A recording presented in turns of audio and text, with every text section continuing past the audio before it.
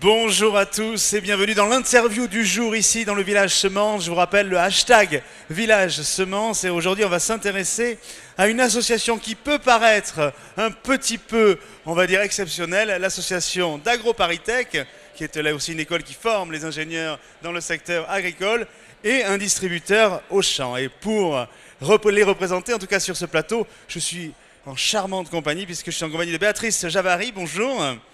Vous êtes directrice RSE Auchan Retail France. Alors là, il faut nous dire quel est votre rôle, parce que la responsabilité sociale et environnementale d'une entreprise, c'est prendre en charge un certain nombre de paramètres, c'est bien ça? Oui, tout à fait.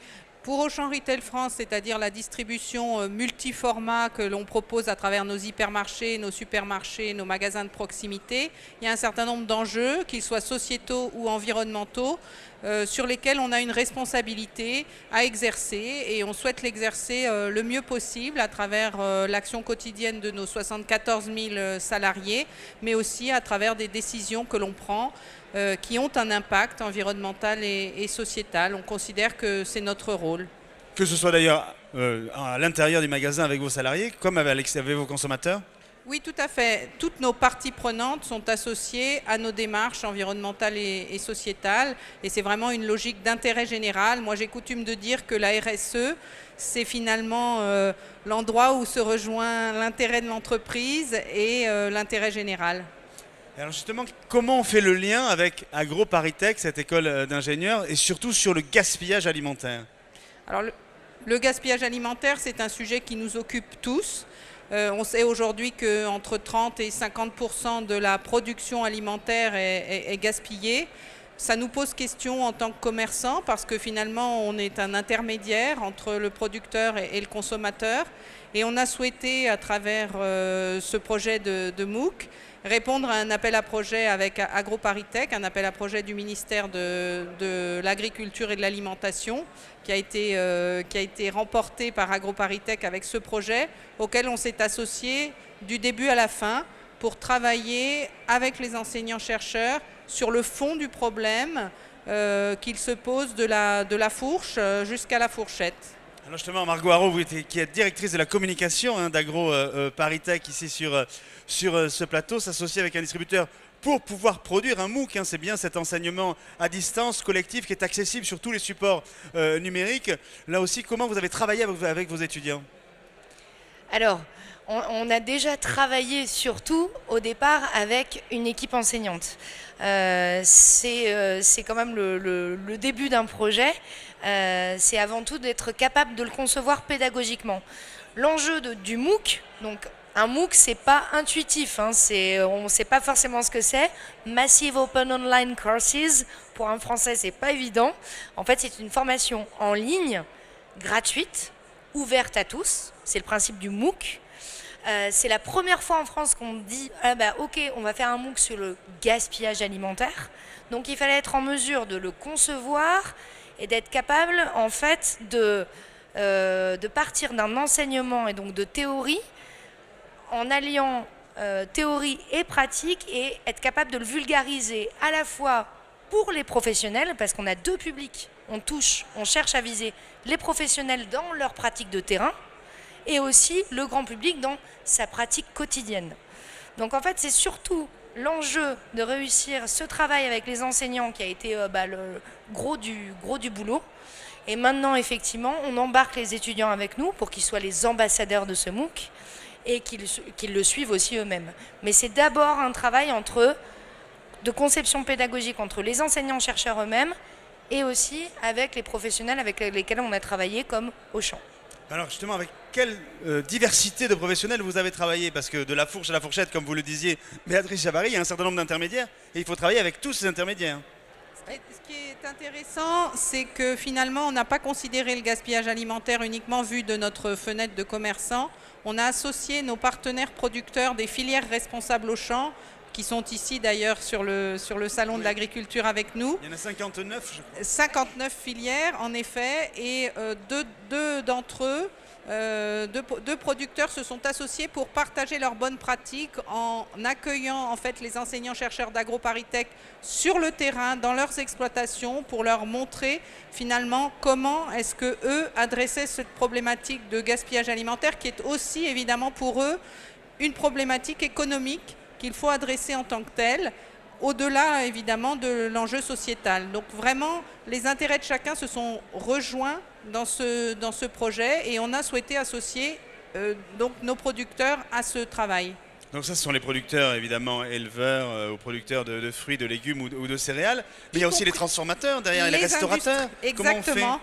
Eh bien, en tout cas, du côté d'Auchan, on a associé également les industriels qui transforment les produits. Et en particulier, pour vous citer un exemple, notre producteur de carottes filière responsable nous a ouvert également les portes de son partenaire transformateur, celui qui confectionne ses soupes à partir de légumes qui auraient pu être écartés de la commercialisation en tant que telle. Donc c'est vraiment dans cette logique-là. Alors il y a un volet également en restauration hors foyer. Oui, on a travaillé collective. avec les cantines, Oui. avec les hôpitaux, avec les restaurateurs, pour qu'eux-mêmes puissent partager leurs bonnes pratiques en matière de gaspillage alimentaire, pour qu'on puisse vraiment appréhender cette problématique de A à Z, quel que soit, et sans a priori de stigmatisation d'aucun des acteurs. Il faut qu'on en prenne conscience tous ensemble et qu'on progresse tous sur cet enjeu pour pouvoir réduire ce gaspillage qui est un problème multiformat. Alors justement, Margot Haro, vous qui êtes directrice de la communication d'AgroParisTech, comment on fait pour, j'allais dire, synthétiser toutes ces connaissances pour en faire justement un outil d'apprentissage online et sur les multi-supports? Alors c'est encore une fois l'enjeu de production d'une formation en ligne, c'est-à-dire qu'on ne peut pas avoir un enseignement conçu de manière statique, puisqu'il faut qu'il soit conçu à la fois pour les professionnels et donc pour le grand public. Donc ce que disait Béatrice, c'est qu'on a vraiment travaillé dans un format de comité de pilotage assez intensif avec les enseignants et les professionnels, en choisissant en gros à la fois, on va dire, des apports académiques, où on pose la question de l'état de l'art sur le gaspillage alimentaire aujourd'hui, et ensuite on fait intervenir, donc par des mises en lumière très concrètes et très dynamiques, une société de production qui en fait a mis en scène les différents professionnels du secteur avec leur point de vue sur la question. Donc en fait, c'est, si vous voulez, un enseignement qui est ponctué sur 6 semaines, donc vous suivez sur 6 semaines le MOOC, qui va séquencer, c'est quoi le problème aujourd'hui du gaspillage alimentaire, et 2, on rentre par la chronologie, la production, la transformation, l'exploitation, la distribution, le hors foyer, le dans le foyer, et à chaque fois des intervenants qui viennent et qui éclairent en fait avec une pratique quotidienne. Et ces intervenants, ils éclairent, on les retrouve en vidéo, c'est quelque chose de très Tout interactif, à fait. c'est ça? C'est un format en fait qui est tout l'enjeu, c'est la rythmique de la formation. Et donc vous allez avoir effectivement quelque chose de très académique et après des vidéos qui sont tournées, qui durent en moyenne entre 3 à 6 minutes maximum. D'accord. Et donc que chaque personne peut suivre de chez elle, avec des exercices fil rouge tout au long, qu'on peut suivre tout au long de la formation, et une entrée par les aliments. Béatrice Javary, comment justement une fois que ce MOOC existe, on arrive à le faire accaparer par ses salariés? Alors, il y a plusieurs éléments. D'abord, il faut savoir aussi qu'un MOOC, c'est aussi un forum dans lequel peuvent se retrouver toutes les personnes qui ont choisi de suivre cette formation en ligne. Et donc, on imagine que sur ce sujet qui fait beaucoup parler, on aura des interlocuteurs qui vont s'interpeller entre eux et des enseignants-chercheurs qui vont leur répondre. L'objectif étant de créer une véritable communauté de gens qui sont engagés dans la lutte contre le gaspillage alimentaire. Et puis, il faut aussi vous dire que pour nous, c'est extrêmement précieux de finalement proposer à nos collaborateurs de finalement devenir des étudiants d'AgroParisTech. Et on imagine bien qu'ils en aient la fierté, puisqu'AgroParisTech hors les murs va finalement s'intégrer, y compris dans le portail de formation qui est accessible à tous nos collaborateurs en magasin. On imagine assez bien que les jeunes qui nous rejoignent aujourd'hui et qui sont très sensibles à cette cause du gaspillage alimentaire vont se former également et vont se faire les ambassadeurs de ce MOOC. Pour nous, c'est vraiment une opportunité aussi de labelliser un élément de la formation de nos collaborateurs avec un enseignement prestigieux tel que celui d'AgroParisTech. Margot Haro, et le grand public alors, comment il peut se former à lutter contre le gaspillage alimentaire avec votre MOOC? Comment on y accède? Comment on le trouve? Alors, ça semble très simple. En fait, il s'agit de se connecter sur agroparisTech.fr et en fait, tout simplement en rentrant sur le site de l'école, vous avez une page dédiée sur le MOOC gaspillage alimentaire qui vous permet en fait, qui vous renvoie sur la plateforme d'inscription en ligne. Les inscriptions sont déjà ouvertes depuis plus d'une semaine. Les cours démarrent à partir du 12 mars et on peut s'inscrire jusqu'au 6 mai prochain. Donc ça veut dire qu'à partir du 12 mars, on a la première séquence qui commence pour 6 semaines et ensuite chaque semaine, les gens peuvent continuer à s'inscrire.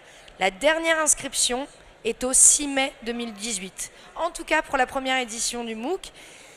L'idée, c'est que, évidemment, ce qu'on vise et l'ambition, c'est que le MOOC il continue à vivre. Il est une deuxième édition, une troisième édition. On espère quand même qu'à un moment donné, le problème sera résolu. Mais bon, et bien évidemment, c'est un enjeu majeur. Mais en tout cas, on vise à le faire croître et déployer. On rappelle le site d'AgroParisTech pour s'inscrire. www.agroparisTech.fr. Merci beaucoup, mesdames, d'avoir parlé gaspillage Merci à vous. alimentaire et d'utiliser les outils numériques, les MOOC, au service, là aussi, de notre apprentissage collectif. Merci, nous on se retrouve très vite pour un nouveau numéro sur le village, #village semence. Mais d'ici là, vous le savez, cultivez votre jardin. Au revoir. Merci.